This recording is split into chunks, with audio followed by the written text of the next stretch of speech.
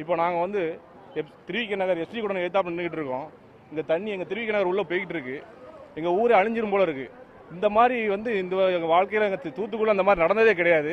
நாங்கள் இப்போ எங்கள் வெளியூருக்கு தூத்துக்குடிலேருந்து திருநெல்வேலிக்கோ எந்த ஊருக்கும் போக முடியாது. எங்களை காப்பாற்றுறதுக்கு யாருமே இல்லையா? இந்த நாட்டில் என்ன நடக்கு? மக்கள் அவ்வளோ போராடிட்டு இருக்காங்க. ஒரு வண்டி போக முடியல, ஒருத்தர் யாருமே போகணும், ஒரு பைக் போக முடியல. எங்கள் உயிருக்கு ஆபத்தான நிலையில் காத்துட்டு இருக்கோம். ஒருத்தருமே வரல, இது வரைக்கும் யாருமே எங்களை வந்து பார்க்கல. தயவு செய்து யாராவது வாங்க, வந்து எங்களை காப்பாற்றுறதுக்கு வழி பண்ணுங்க. எங்கள் ஊர் அழிஞ்சிரும் போல இருக்கு. சென்னை ஏற்கனவே அழிஞ்சு போச்சு, இப்போ தூத்துக்குடி அழிக்கிறதுக்கு வந்துட்டு இருக்காங்க. இந்த வெள்ளம் எங்கேருந்து வருதுன்னு தெரியல, தண்ணி எங்கேருந்து வருது, எப்படி வருது, யார் பண்றா என்னன்னே தெரிய மாட்டேங்குது. பாருங்க ஓடையை பாருங்க, அவ்வளவு தண்ணி. இந்த ராஜீவ் நகர் எல்லா ஏரியாவும் தண்ணியில் கிடக்கு. மக்களை காப்பாத்துங்க, உடனே காப்பாத்துங்க. யாருனாலும் உடனே கிளம்பி வர சொல்லுங்க. ஹெலிகாப்டர் இருந்து எல்லாத்தையும் எடுத்து சாப்பாடு கொடுத்துருங்க. பட்னியா எத்தனை பேர் கிடக்காங்க? யாருமே சாப்பிடல, எல்லாரும் பட்னி கிடந்து சாப்பிடலாம். தண்ணி கூட கிடையாது குடிக்க. தயவு செய்து யாராவது வாங்க, எங்களுக்கு ஹெல்ப் பண்ணுங்க, எங்களை காப்பாத்துங்க. தயவு செய்து காப்பாத்துங்க. நல்லா இருப்பீங்க, எப்படியாவது காப்பாத்துறதுக்கு வழி பண்ணுங்க. இந்த நாட்டில் என்ன நடக்கு, என்ன ஒண்ணுமே இல்ல. ஒரு மாநகராட்சியில சேர்ந்தவங்க யாருமே இல்லை எங்க ஸ்பாட்ல.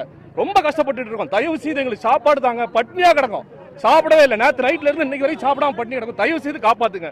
இது இந்த நியூஸ் நரேந்திர மோடிக்கு முதல் கொண்டு ஃபார்வர்ட் பண்ணுங்க. நல்லா இருப்பீங்க, எங்களுக்கு வாழ வழி பண்ணுங்க. ரொம்ப கஷ்டப்பட்டு இருக்கோம். ரொம்ப